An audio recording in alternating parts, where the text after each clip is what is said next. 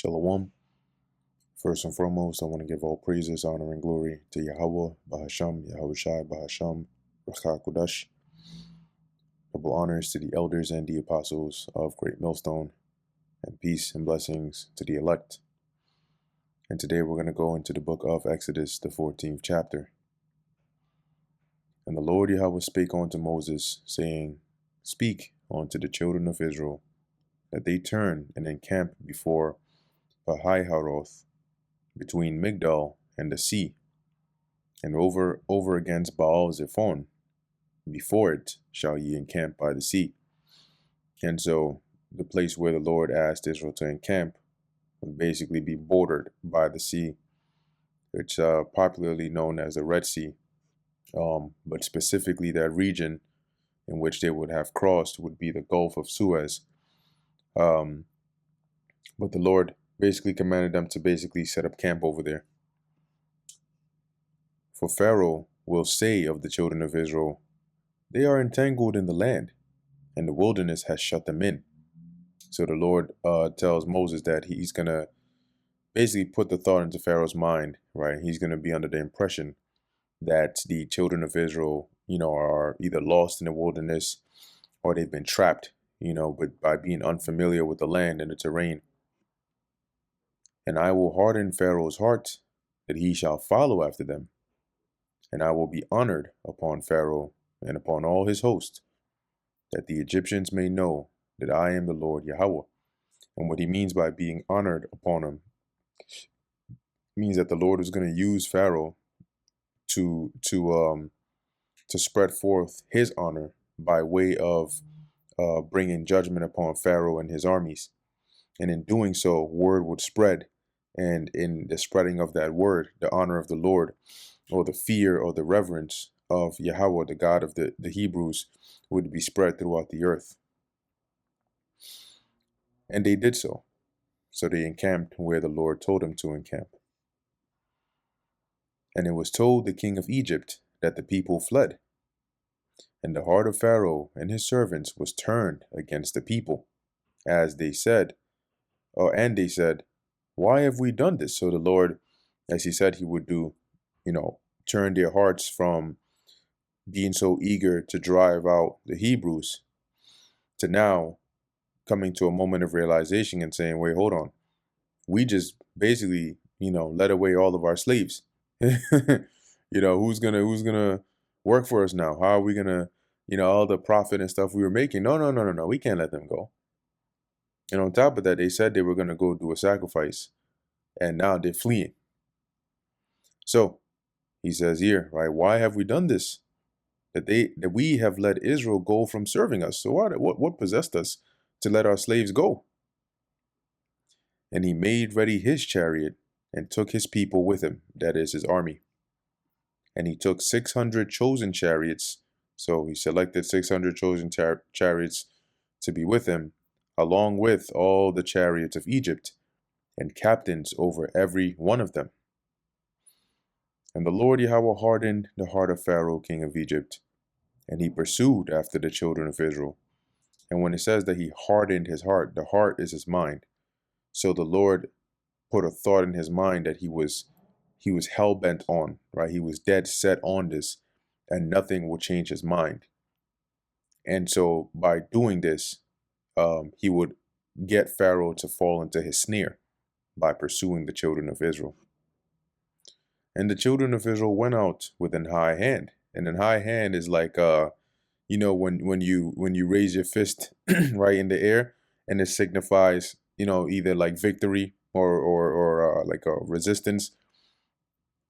That was pretty much the case when the children of Israel left the land, in the situation that they were able to leave, going from slaves to spoiling the Egyptians and basically being thrust out of Egypt because of the hand of their God.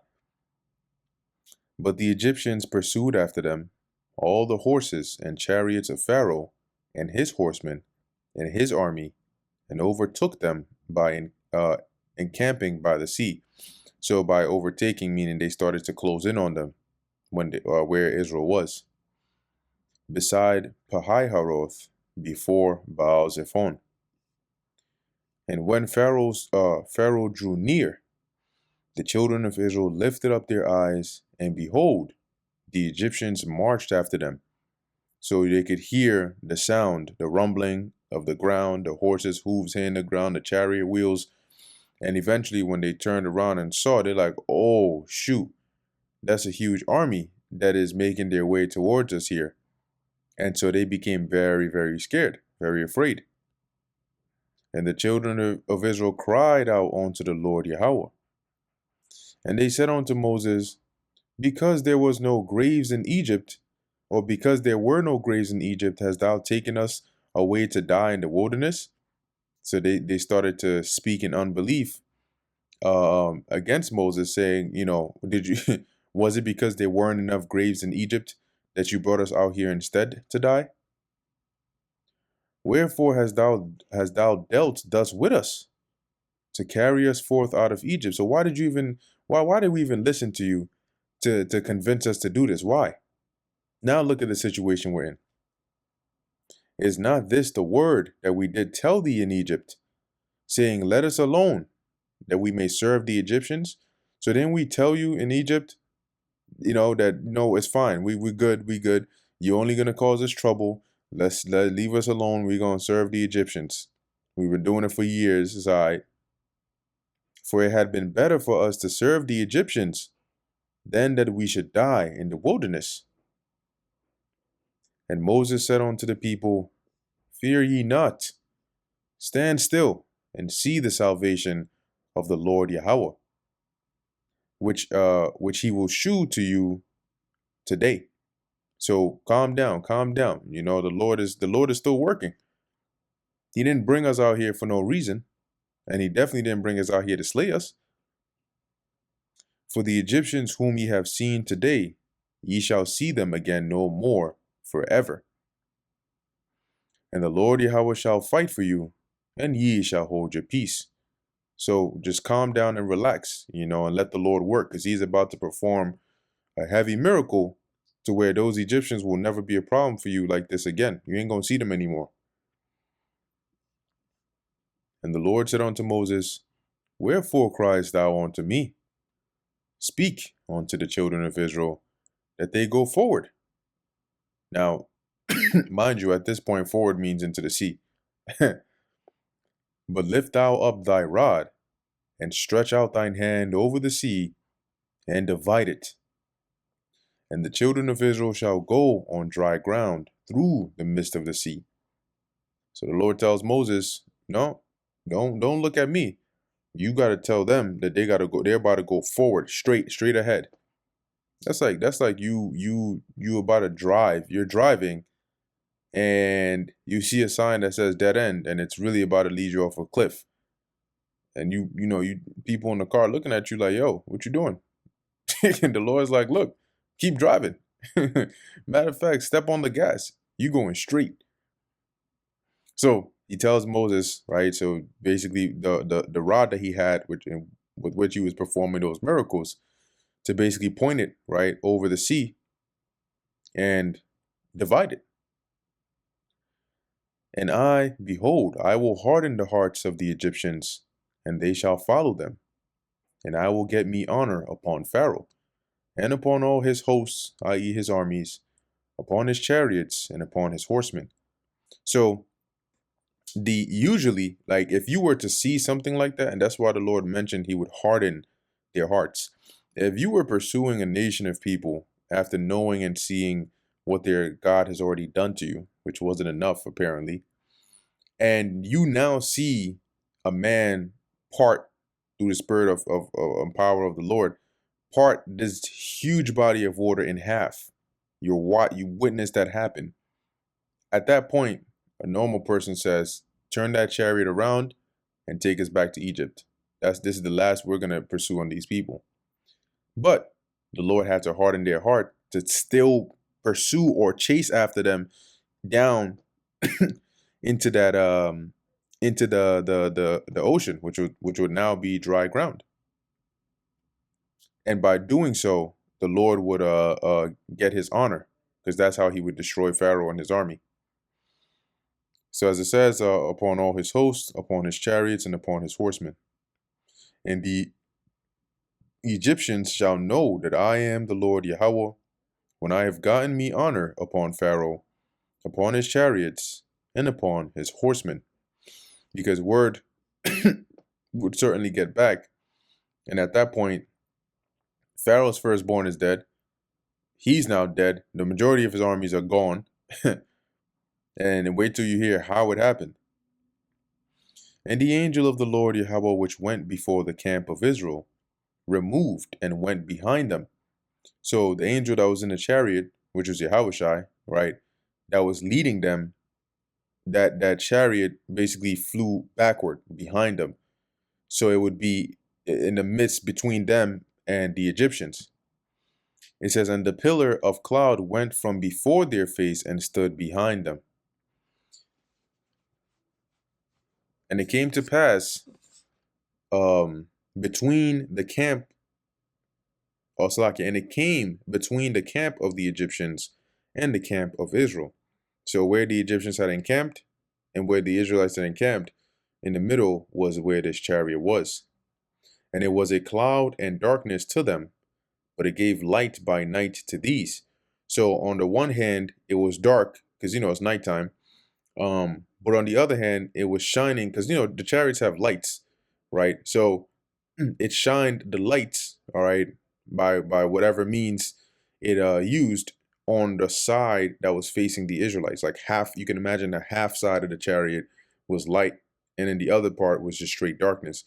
And this way, the Egyptians, wouldn't be able to close in, right? That was one of the first means of keeping them at bay, so that the one came not near the other all the night. And so this was happening in the nighttime. And Moses stretched out his hand over the sea, and the Lord Yahweh caused the sea to go back by a strong east wind all that night, and made the sea dry land, and the waters were divided. So if you look at like the thumbnail of the book of Exodus, as we're going through it, you'll see like just a basic visual, right? Where you have the water being parted in half, and it's raised up on one side like a wall and another side like a wall, and the middle of it is dry, right? Which is very, very interesting work. So as it says here, and the children of Israel went into the midst of the sea upon the dry ground. Now usually when you have certain like bodies of water, it gets deeper, right? The further you go into the midst of it, it gets deeper and deeper, right? So when it dried up, there was still, footing where you could walk down into it and then walk on that dry ground and then climb back out. Okay.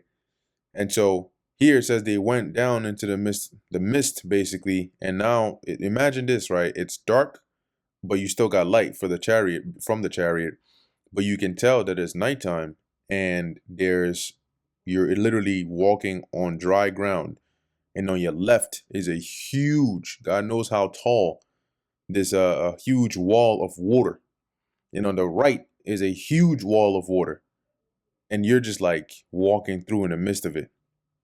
Imagine what a sight that would be.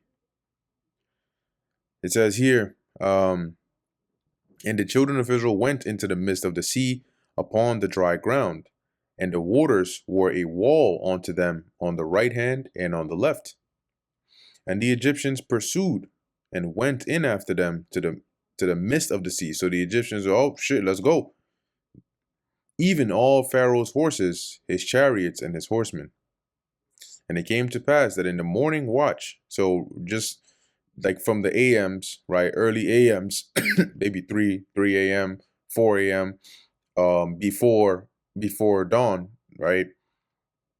It says here, the Lord looked onto the host of the Egyptians through the pillar of fire and of the cloud, i.e. the chariot, and troubled the host of the Egyptians.